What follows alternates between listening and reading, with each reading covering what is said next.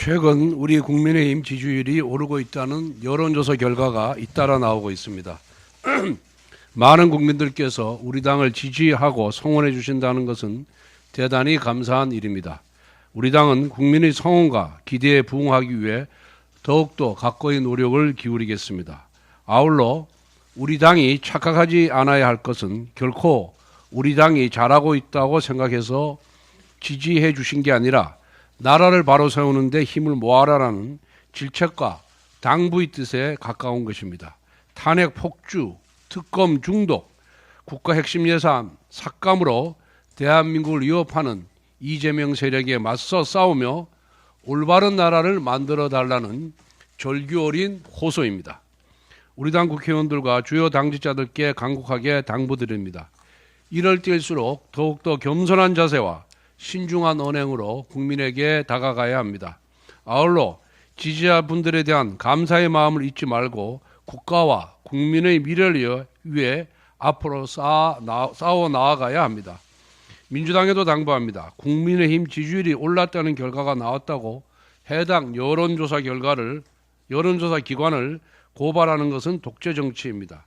달을 가리키는 손가락을 부러뜨려도 국민은 달을 바라볼 수 있고 손가락을 부러뜨리는 만행도 모두 지켜보고 계신다는 것을 명심하기 바랍니다.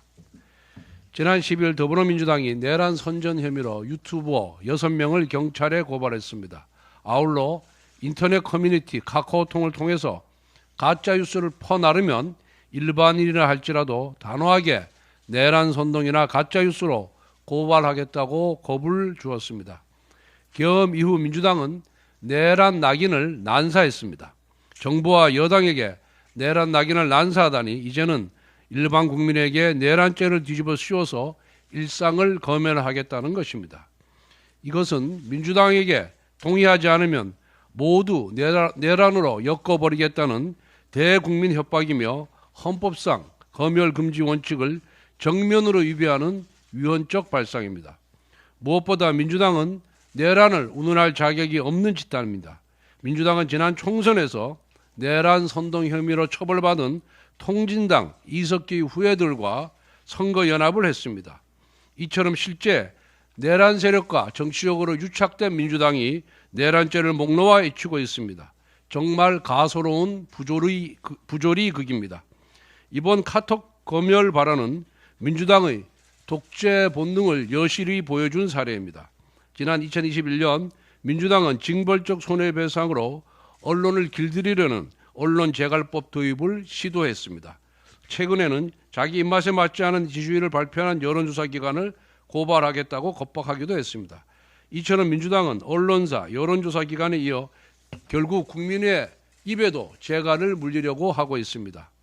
이재명 세력이 야당일 때도 이 정도인데 만에 하나 집권하면 독재적 행태는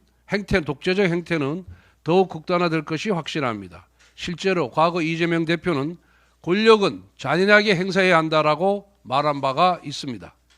북한에서는 지도자나 체제를 비판하는 주민들을 말반동이라고 비난하며 일상적으로 감시하고 처벌합니다. 민주당의 카톡 검열은 북한식 말반동 사냥과 다를 바가 없습니다.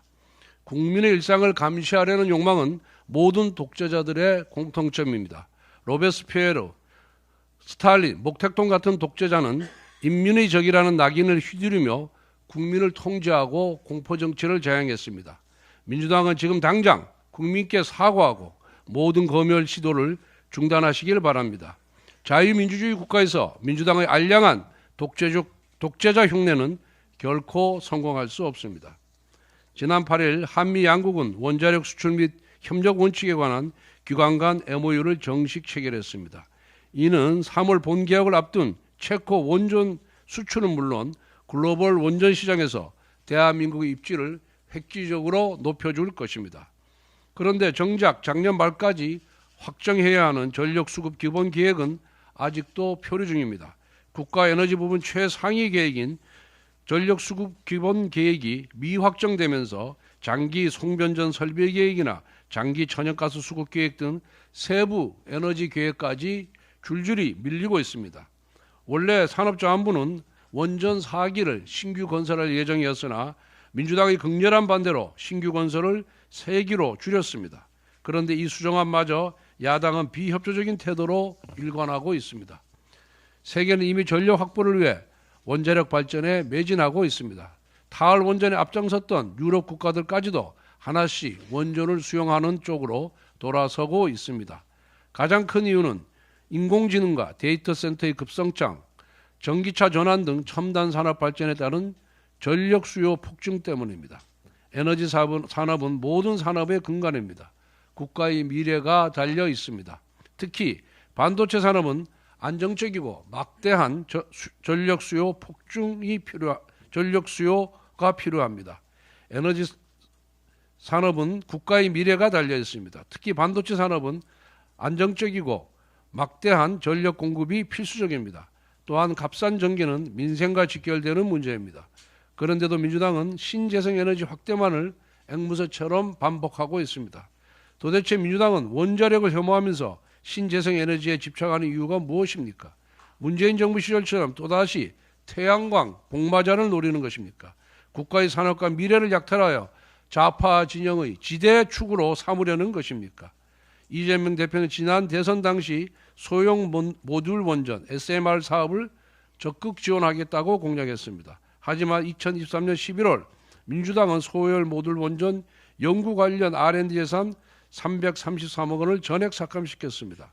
민주당은 에너지 정책마저 정략적으로 접근하고 있는 것입니다. 효율적이고 안정적인 전력 생산은 산업과 민생의 필수적 토대입니다. 원전을 배척하는 것은 결국 산업과 민생과 미래를 파괴하는 것입니다. 이미 민주당은 29번 연쇄 탄핵으로 국정을 파괴했습니다. 이제는 산업과 민생, 미래까지 파괴하고 있습니다. 이것은 정치가 아닙니다. 국가와 국민에 대한 약탈입니다. 공수처의 불법 체포영장 집행을 둘러싸고 벌써 일주일 넘게 논란이 지속되고 있습니다. 수사권이 없는 수사기관이 무리하게 영장을 집행하려고 달려오는 바람에 온 나라가 일주일 넘게 혼란 상태입니다. 공수처는 내란죄 수사권이 없습니다. 이제 공수처는 대한민국의 혼란상을 전 세계에 홍보할 심산이 아니라면 대통령 체포영장 불법 집행을 이쯤에서 포기해야 합니다. 국가수사본부는 공수처의 존재감 가시를 위해 경찰의 희생을 불사한다면 이는 경찰 역사에 씻을 수 없는 과오가 될 것입니다. 공수처와 국수본은 역사의 길이 남을 죄를 짓지 말길 바랍니다. 이법적인 체포영장 집행을 포기하고 국민들이 납득할 수 있는 질서 있는 수사를 진행하길 바랍니다.